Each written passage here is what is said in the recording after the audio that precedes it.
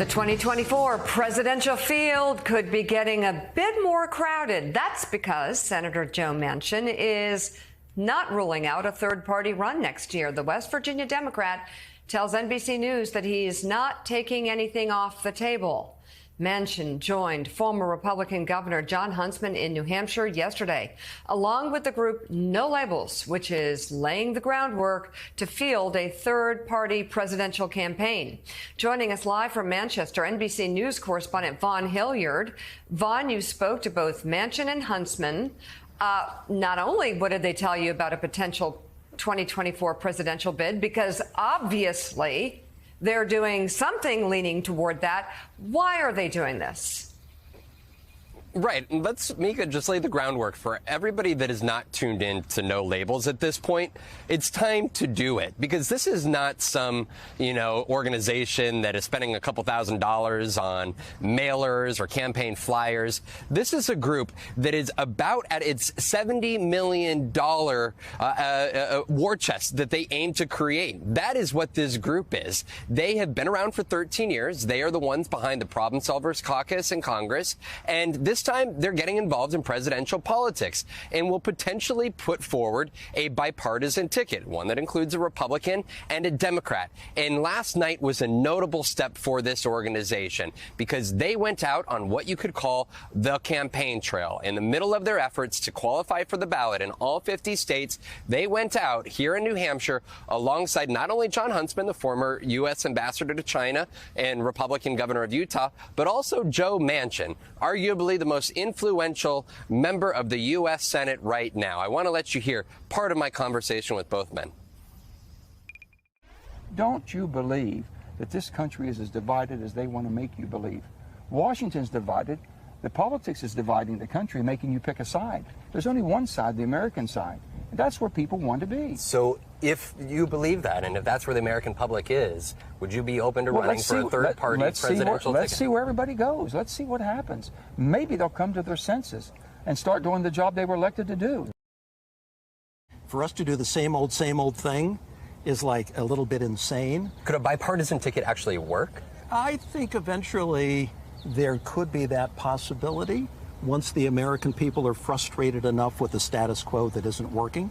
But that's going to be driven by the American people. Is 2024 that opportunity? Don't know. Don't know.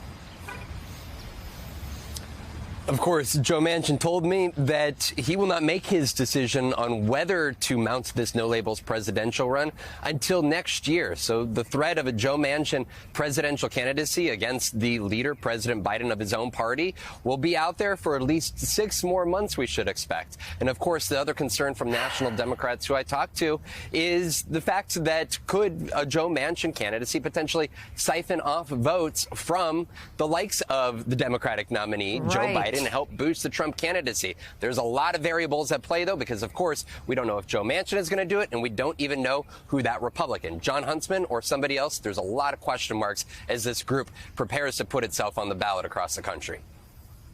NBC's Vaughn Hilliard live in Manchester, New Hampshire. Thank you very much. And, Joe, to me, that seemed a little too obviously coy on the part of Manchin and Huntsman.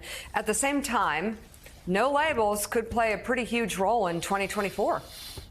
I mean, they could, and it may not go exactly the way people are thinking it may go. I mean, No Labels may have a variety of plans, a variety of options. They may have a national ticket, or they may have individual tickets. They could have conservative tickets in swing states. They could have, Liz Cheney and a conservative Democrat and put them in ballots in swing states that might disproportionately hurt Donald Trump. They could also have several other options that they could have a national ticket would most likely hurt. That ticket right there would hurt Joe Biden. So, but again, we don't know yet, so no need to suffer twice. Instead, let's talk to CNBC founder and Newsweek editor-at-large, Tom Rogers, and also Republican strategist and MSNBC political analyst Susan Del Percio. They're co-authors of a new opinion piece in Newsweek titled "One Key Way to Stop Donald Trump from Being Our Next President." We'll talk about that in a minute. But first, Tom, how devastating, as some people believe, how devastating would a ticket with Joe Manchin and John Huntsman be to Joe Biden's opportunities to win Wisconsin, Michigan, Pennsylvania, Georgia, Arizona? I think absolutely devastating. There's just absolutely no evidence that a no labels ticket like that would not be a total spoiler for Joe Biden or the Democrats.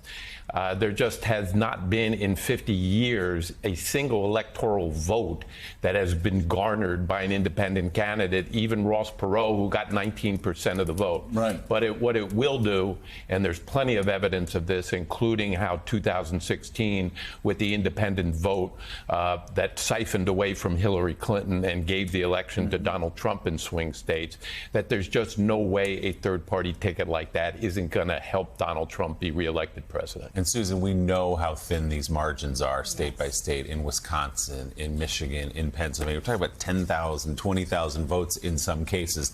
That would really be all it could take, potentially, to flip one of those states to Donald Trump. Absolutely. And what I think is interesting is, some people say it could be a Liz Cheney, it could be, a state-by-state candidacy. But here's the problem. Even if it is a conservative, it doesn't take votes away from Donald Trump. What it does is it takes those sane Republicans who voted for Joe Biden because they couldn't take Donald Trump. It puts them not in the Biden column, it puts them in a third-party column. So it just helps Donald Trump. We've seen in 2020 how the turnout was there for both parties. So you mess around with that 5 to 7%, no matter how you break it up, it goes right to Donald Trump's advantage.